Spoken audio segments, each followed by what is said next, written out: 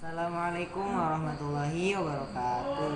Alhamdulillahirrahmanirrahim. Wassalatu wassalamu ala asrofil anbiya wal mursalin wa ala alihi wasallim amma ba'd. Yang terhormat tabi'in ibnu dan sekeluarga dan yang saya sayangi dan saya hormati dan saya muliakan orang tua saya yang berada di rumah. Semoga kita semua senantiasa diberikan kesehatan jasmani maupun rohani dan kita diberikan umur yang panjang dan penuh keberkahan. Amin ya rabbal alamin. Saja pada malam hari ini saya akan mempresentasikan tentang PTI Majelis saya, yaitu tentang kitab Masail Fiqh bab ke-22. Jadi yang pertama kita akan membahas tentang namanya operasi kecantikan. Jadi operasi kecantikan itu biasa juga disebut dengan operasi plastik. Jadi dia itu kayak mengoperasi anggota yang cacat, kayak mengoperasi anggota yang cacat, misalnya habis terkena kecelakaan, dia itu dioperasi, wajahnya nih rusak, habis kena kecelakaan dioperasi menjadi cantik lagi. Itu terus ada juga yang operasi wajah gitu, dan operasi sebagainya yang mengganggu dipandang orang. Itu hukumnya boleh, nggak apa-apa, asalkan dia itu harus izin oleh suami dan orang tuanya jika itu cewek. Selanjutnya di sini ada merias wajah. Jadi merias wajah itu adalah mewarnai wajah kita itu dengan berbagai warna. Misalnya merah ditaruh di sini di pipi atau sebagainya. Ya kan, taruh di mata, itu warna-warna pokoknya. Nah, itu juga termasuk kita itu menggunakan lipstik itu juga. Nah, itu hukumnya apa? Boleh, asalkan diizinkan oleh suami dan orang tua juga.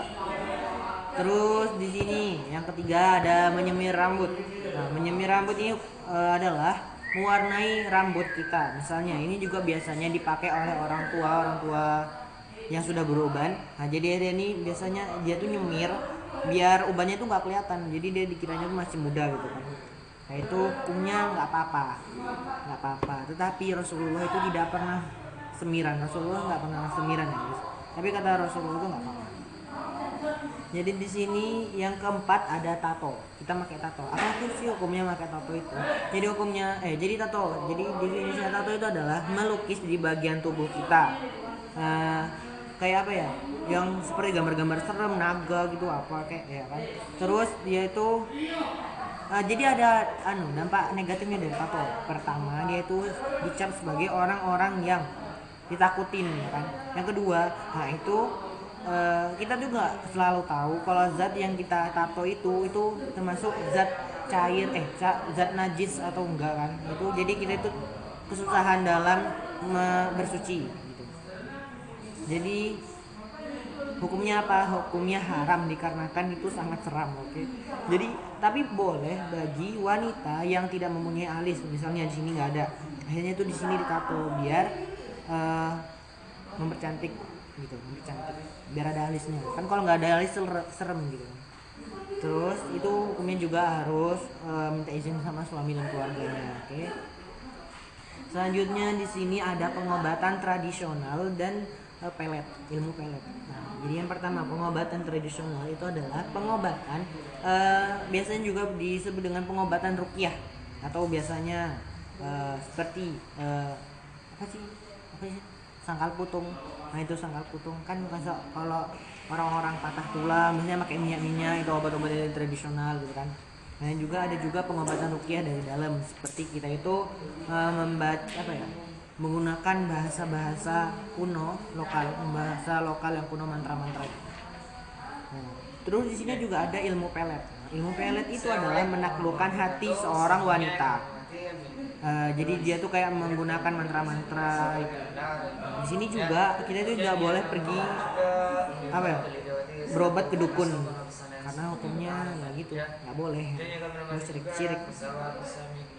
Terus di sini hukumnya hukumnya pengobatan tradisional itu apa? Boleh, kalau hukumnya pelet itu dosa, haram, nggak boleh. Terus yang selanjutnya ada tindakan riya. Semua kalian pasti tahu lah ya riya itu apa. Jadi riya itu adalah pamer suatu kelebihan untuk dipuji ya. Kayak misalnya kita sholat, kita itu pamerin sholat kita atau apa gitu, dengan harapan kita itu dipuji oleh orang lain gitu, bukan berharapan untuk mencari ridho Allah SWT.